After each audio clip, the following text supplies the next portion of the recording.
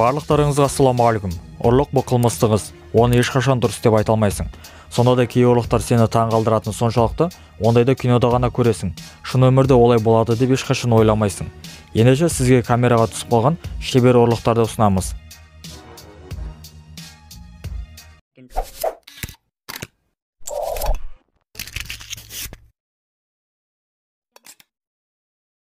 Дәріхана.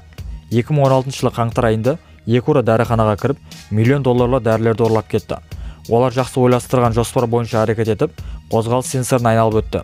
Сейфтің айналасына сұйықтық құйып, болгаркамен жұмыс жасағанда өрт шықпаудың әрекетін істеді. Осылайша олар дәрігердің рұқсатымен ғана қолданылатын қымбат дәрілерді ұрлады. Амалы қалмаған дәріхана егесі ұрыларды ұстауға көмектескен кез келген адамға $10 000 сыйақы беретінін айтты.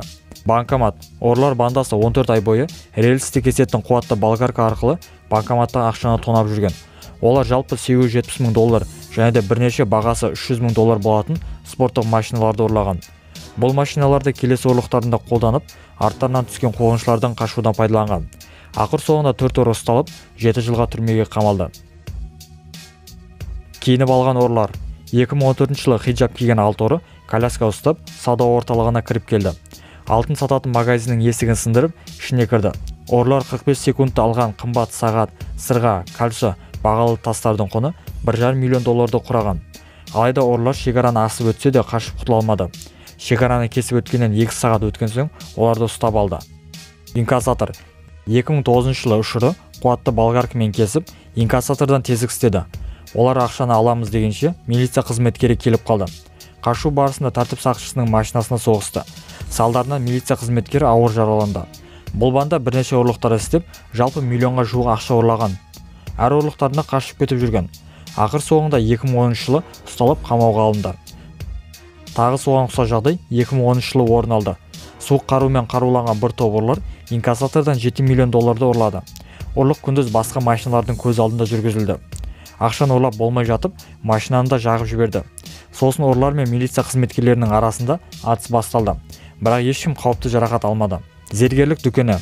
Бұл банда зергерлік дүкенін күндіз 60 секундта тонап үлгерді. 50 шақты адамнан тұратын бұл топты ақ адамдар деп те атап кеткен.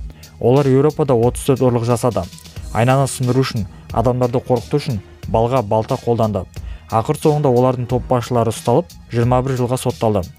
Сауда орталығындағы зергерлік дүкені. 6 ұры сауда орталығына 3 мотоциклмен келіп, адамдардың көзінше зергерлік дүкенін тонап кетті.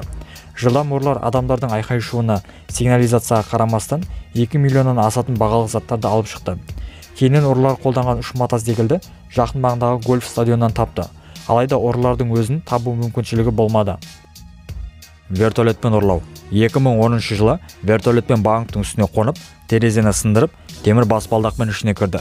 Кейін болгаркамен сейфтің есігін ашып, $5 миллион ұрлап кетті. Ұрлық 15 минутқа созылды.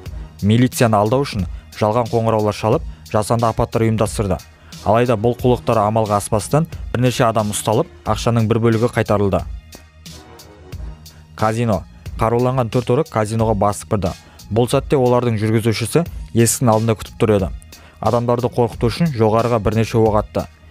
Кейін сейф тұрған жерге кіріп, бірнеше минутта ақшаларды алып қашып кетті.